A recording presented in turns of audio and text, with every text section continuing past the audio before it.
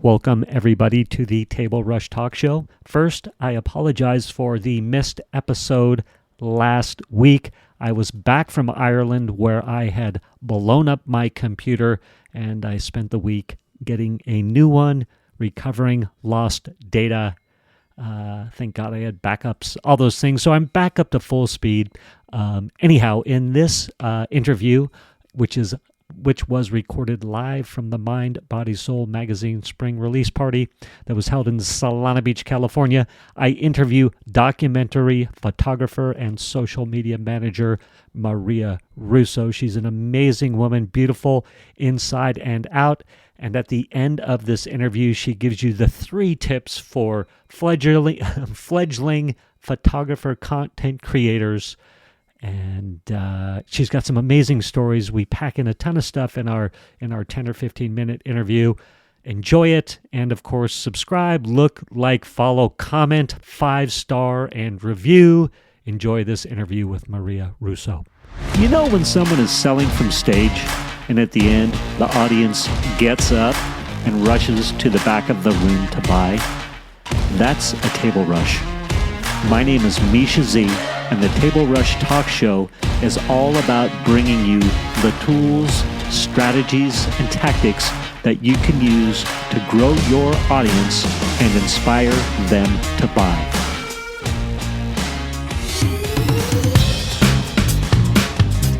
So good. Maria.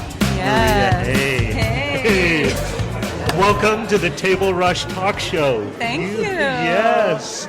And Maria, you are an amazing photographer. Well, thank you. And you are new to the Encinitas, California area, correct? I am. From New York? Yes. Fantastic. And so how does somebody leave the rustle bustle of New York and end up in Encinitas as a photographer? For just that reason. Okay. I spent a really long time in New York, and New York is amazing. But I actually started traveling out to Encinitas just to come for vacation. Okay. And fell in love with this place. And I think the older I got, the more I was drawn to nature photography. Yeah. So when I came here, I really started diving into just nature and really just kind of working on my creative expression through that and just posting my work. I had trying to build my clients up, but at the same time really embracing just the beauty of this place. Yeah. And then through that, I think just showing my work, people started finding me. Yeah. And so it was kind of that lesson you always hear, trust in the journey, do what makes you passionate, follow your heart, follow your dreams. I know this sounds so cliche. But it's so good. But that's here you are. Totally. So, just by putting my work out there, it kind of brought the right people, the right clients to me. Cool. So tell us what you do. So photography is super broad and big, but you clearly have a niche and are thriving within it. Tell us what you do. Yeah, so I actually do a little bit of documentary work. Okay. I have an ongoing project in Rwanda. Wow. So that's pretty amazing, and that was actually featured in National Geographic. Wow. Yeah. So I'm thinking it's going to be, maybe a 20, 30-year project because I go to Rwanda quite often. What are you documenting in Rwanda? So the project is called Growing Health, and it's about these permagarden projects that are basically teaching families how to grow organic food, medicinal herbs, planting trees so that they, in times of desperation, they have their own food. And it's women-led, which is really amazing. So there's a group of women that are kind of spearheading this project in a certain district in Rwanda. Wow. So I've been documenting this. Yeah. This is amazing. Yeah. And then I'm just going to, it's kind of loud in here, so I'm just going to scoot this forward just a little, not to be intrusive, but to be cognizant of the volume. This is amazing. A great turnout. Really amazing. You're obviously photographing it for Maria. We're going to get back to the Rwanda thing. I don't want to skip that, but I do want to grab this magazine. Totally. Because we're at the Mind, Body, Soul, San Diego, California spring release party, if I've said that right. Totally. Yeah, good. And for super fun, not only are you taking photos of everybody, you took the cover, right? Yes, and then I did. And then Amy is also in the middle here somewhere, but you did that. Yeah. Yup. And then not only that, but I believe you. Yeah, there you are, right there. You're in it. You're on the inside cover. I am. Yes, Maria Russo is on the inside cover. So congratulations on that. That's super fun. Thank you. So yeah, I was going to be remiss if we skipped that. So I did want to say that. Super important. Super important. Yes. But let's get back to Rwanda. Yeah. So how long have you been working on the Rwanda documentary so far? So I would say I've been going there since 2014 and was just loosely documenting in the beginning. And then I would say the last 2 years that we were able to travel because the pandemic obviously stopped that. I seriously started documenting this project. So I do a little bit of documentary work, lifestyle, brand work, magazines, yeah. And then we've got Sant Eyewear right over there. I don't know if we can see it in the frame, but Sant Eyewear. If I understand, you are doing. You're doing a lot of photo work for him. Yeah. Posting on, doing his social media work. Yeah. Oopsie daisy. But tell me about that. So Tom, I know Tom very well. He's a brilliant designer. Everybody should go to santeyewear.com and get his 3D printed glasses. But Tom's very particular, and yes, and it took Tom a while to find a social media manager, and he picked you. Yeah, I feel very honored. Yeah, and I think maybe talk to that. Like, he's very style conscious. He's very. Why would you say you're a good fit? I guess that's my question. So I think the interesting thing with art is that we all create very differently, and I have a really distinct style. So I feel like with my style, it's kind of like you're going to love it or you're going to be like, not for me. Okay. So I think that draws the right type of clients to me. Yeah. And like I said, I do a lot of putting my work out there, a lot of outreach. And I think that because my work is so distinct, it attracts certain clients. Yeah. And Tom, I guess, really liked what I was doing. Could you put do you have could you describe your style, or is that like an ignorant question for me? Absolutely. Yeah. So I'm really drawn to creating imagery with a lot of darkness and a little bit of light. And then is that like metaphorically and literally? Absolutely. Both? Okay. Yeah. So and it shifts. So during the pandemic, my photos were really moody. Even if it was just covering something beautiful or something light, I really like to keep that element of darkness because I think that through darkness comes light.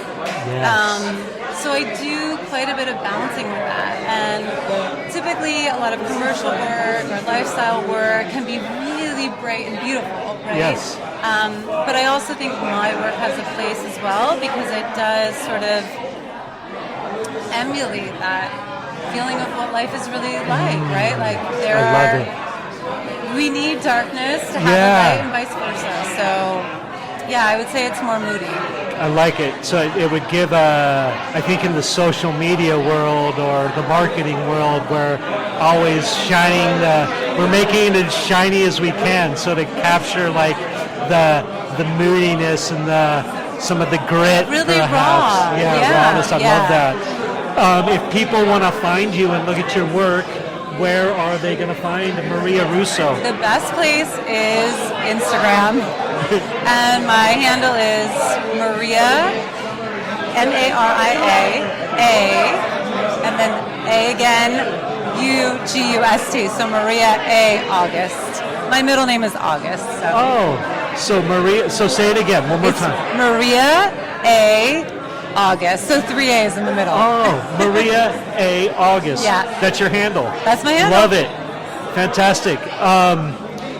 Let's see. Back to Rwanda. So you've got some stuff that's gone into National Geographic or Nat Geo. Yeah. And when you say a 20 or 30-year project, does that mean you're going to go back every year, every 6 months? You're going to keep photographing it, documenting it? Absolutely.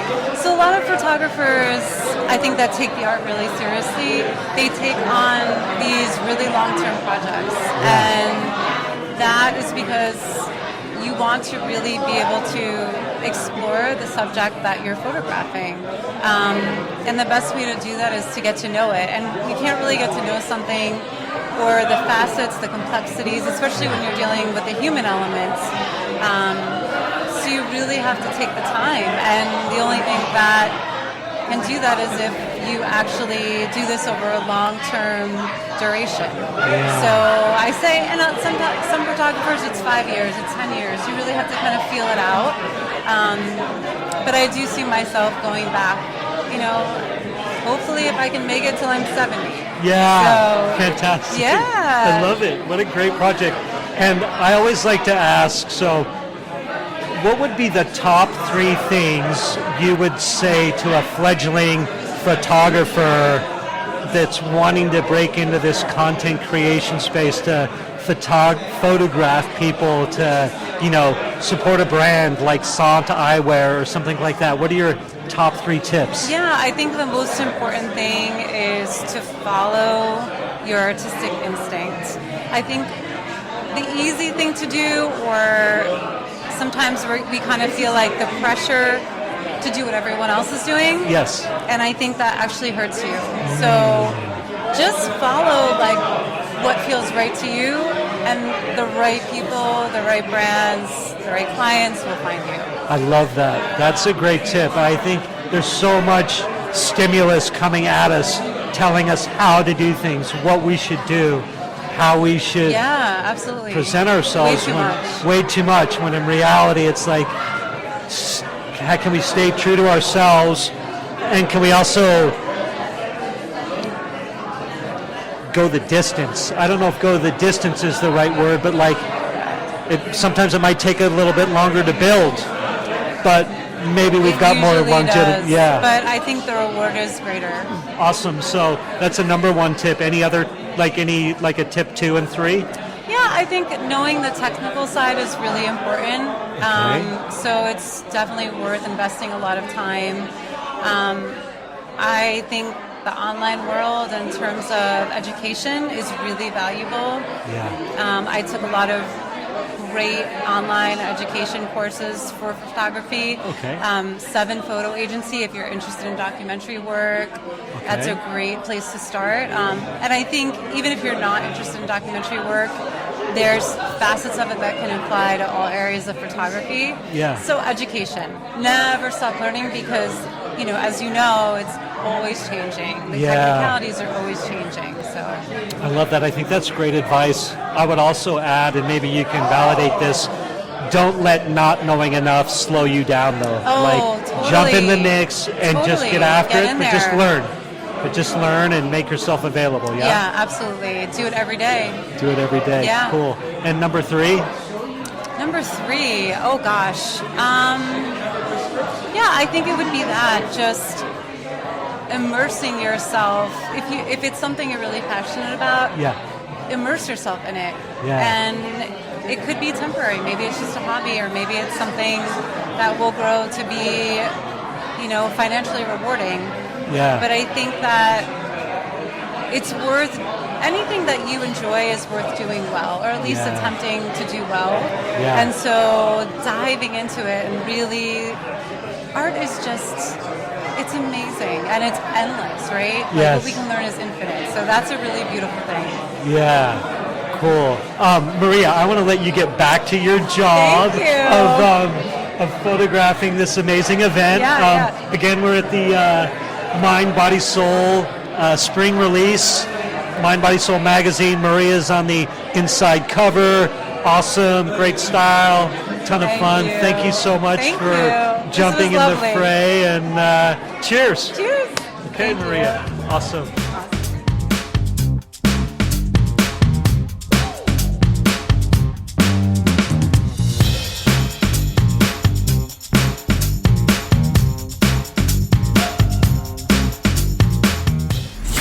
Thank you for listening to this episode of the Table Rush Talk Show.